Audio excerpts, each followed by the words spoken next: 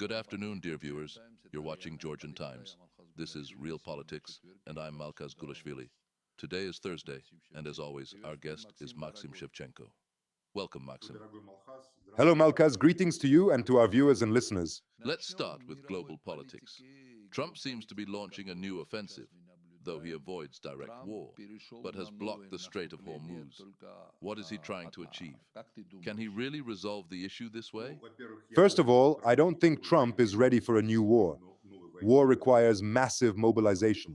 The kind of operation we saw before, when Israel was fully prepared and the US had intact bases and radar systems, can't simply be repeated now. If anything happens, it will likely be limited airstrikes. The US and Israel have total air superiority, but any strike would trigger retaliation against Israel. Missile strikes, escalation, possibly closure of the strait. Strategically, there's no sense in launching such an attack. It's already clear Iran cannot be defeated or forced into submission. Trump has a deadline, his planned meeting with Xi Jinping. By then, he needs to solve the Iran issue, either through an impossible military victory or by reaching some agreement. Even a deal unfavorable to the US could be presented as a success. He'll simply declare it a historic agreement. Meanwhile, China stands behind Iran. It doesn't want war, it wants to benefit from the outcome. If the US withdraws, Iran becomes the dominant power in the Persian Gulf, and China gains influence over the region's energy resources. So Trump is bluffing and negotiating at the same time, trying to secure any deal he can present as a win. Do you think Erdogan's calls for ending the conflict influenced Trump? Not at all. Trump doesn't care about Erdogan's advice. He acts based on his own agenda. His goal is to approach talks with Xi from a position of strength. A military victory over Iran would have been ideal, but that's no longer possible. The second option is a peace deal, but that's weaker. It won't be Iran's capitulation. More likely some vague nuclear agreement that's hard to verify.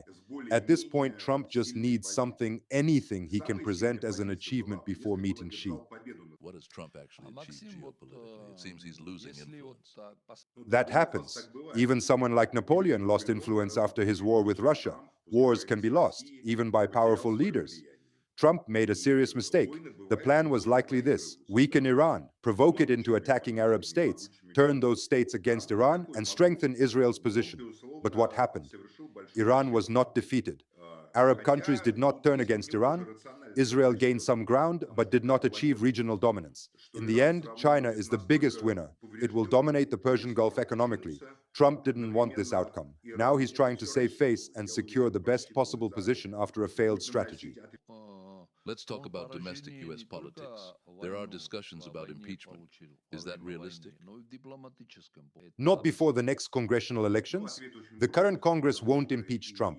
Even if Congress tries to limit military actions, Trump can bypass it by calling operations something other than war. Legally, he still has room to act. If the political balance changes after elections, impeachment could become possible, but that's a long process. Switching topics. Trump says he might liberate Cuba. Why Cuba? Because he needs a success story. Cuba poses no real threat to the US anymore. It has no geopolitical weight today. Attacking it would look absurd and provoke backlash. Most likely, Trump is trying to negotiate, presenting a deal as a victory. A war with Cuba would make no sense. Let's move to Europe. In Hungary, Magyar won elections but says he'll support Orban. What's going on?